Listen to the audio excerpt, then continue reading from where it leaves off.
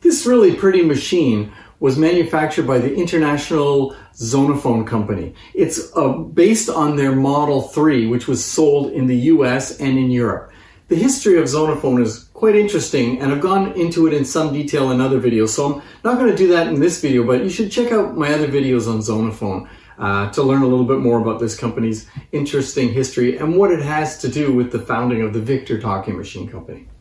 This machine was marketed in the United States as a Zonophone Model C, but it didn't have this lower cabinet or this coin-op mechanism. So this is a coin-operated European version of the Model C Zonophone. It's really quite pretty. It's a small machine, but these machines I find are really well made, and the finishes are usually really, really nice compared to other machines of that early 1900 era. I'm going to bring the camera in and we're going to take a good close look at this, and then I'm going to try the mechanism and see if I can get it to work. As you can see, it's about the size of a Berliner trademark machine, maybe a little bit smaller.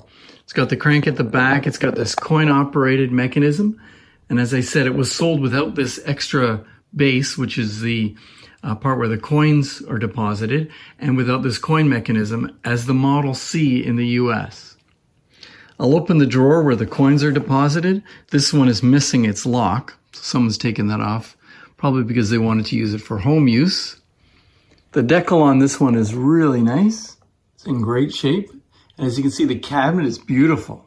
The finish is actually pretty good. Considering how old it is, it's in good shape. I took the turntable off so we can see the bed plate. I love the Zonophone bed plates. There's usually some sort of graphic on it, and this one's pretty neat. I noticed there's a serial number here, and for some reason there's a number here on the elbow clamp, and there's a number on the horn, the same number on the horn. I don't know if that's a part number.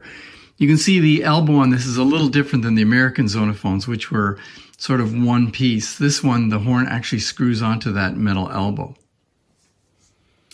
Okay, we're going to give this a try, but before we do that, I want to mention, do you see the inside of the horn? It's painted red, which I find really adds to it. So let me see if I can get this to work. I've got a early Zonophone record here, and I've wound it up, because you wind it up before you put the coin in, it seems. I'm going to put the coin in using a nickel, and then I'm going to press the plunger down, and then pull it up, and push. Oh, there we go.